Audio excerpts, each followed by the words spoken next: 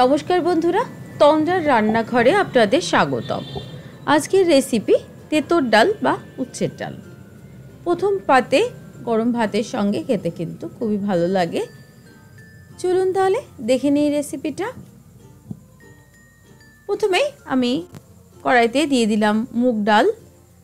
মুগ ডাল আমি 1.5 কাপ মতো নিয়েছি, আর ডালটাকে একটু হালকা করে ভেজে নেব। খুব বেশি লালচে করে কিন্তু মুগ ডাল ভাজার দরকার নেই। ডালটা দেখতে পাচ্ছেন ভাজা হয়ে গেছে। এবার আমি গ্যাসের ফ্লেমটা বন্ধ করে দিয়ে ডালটাকে খুব ভালো করে ধুয়ে একটু দিয়ে দিয়েছি জল। যতটা জল সেদ্ধ করতে প্রয়োজন ততটাই দিয়েছি। দিয়ে দিলাম পরিমাণ মতো নুন আর দিলাম হলুদ গুঁড়ো দিয়ে এবার ডালটাকে আমি সেদ্ধ হতে দেব। গ্যাসের ফ্লেমটা আমি লো টু মিডিয়ামে রাখবো। ডালটা দেখতে পাচ্ছেন 10 মিনিট মতো লেগেছে আমার ডালটা সেদ্ধ হতে। ডালটা প্রায় সেদ্ধ হয়ে গেছে। এবার আমি এটাকে একটু নেড়ে দিলাম, আর এর মধ্যে আমি একটু জল অ্যাড করছি। যেহেতু ডালটা একটু ঘন রয়েছে, একটু পাতলা করে দিলাম জলটা দিয়ে। আবারও আমি ডালটাকে ভালো করে ফুটিয়ে নিয়েছি মিনিট 5 ধরে। তারপর আমি কড়াই থেকে ডালটা ঢেলে নিয়েছি অন্য পাত্রে, আর কড়াইটাকে আমি পরিষ্কার করে দিয়ে দিয়েছি সর্ষের তেল, আর ফোড়নে দিলাম শুকনো লঙ্কা, তেজপাতা, আর দিলাম 5 ফোড়ন। এক্ষেত্রে অনেকেই কিন্তু এই ডালের ফোড়ন অন্যরকম দেন, কেউ রাঁধুনি দেন বা কেউ রাঁধুনি মেথি দেন।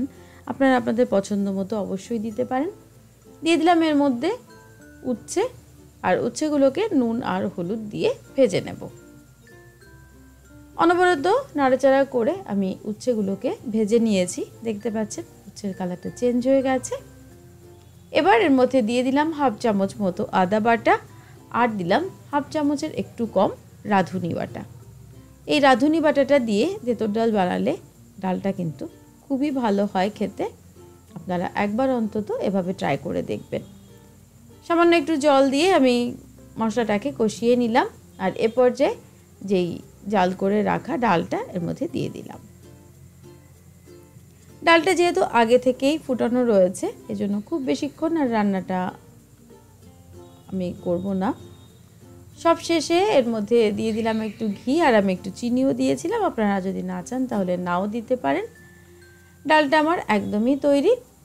গ্যাসের ফ্লেমটা আমি অফ করে দিয়ে এবার সার্ভ করে নিয়েছি তেঁতোর ডাল। রেসিপিটা আপনাদের কেমন লাগলো প্লিজ কমেন্ট করে জানাবেন, আর আমার চ্যানেলটিকে প্লিজ সাবস্ক্রাইব করে নেবেন। পাশে থাকা বেল আইকনটিকে প্রেস করে দেবেন সমস্ত নোটিফিকেশন পাওয়ার জন্য। নতুন রেসিপি নিয়ে আবার হাজির হব আপনাদের সঙ্গে। ভালো থাকবেন, ধন্যবাদ।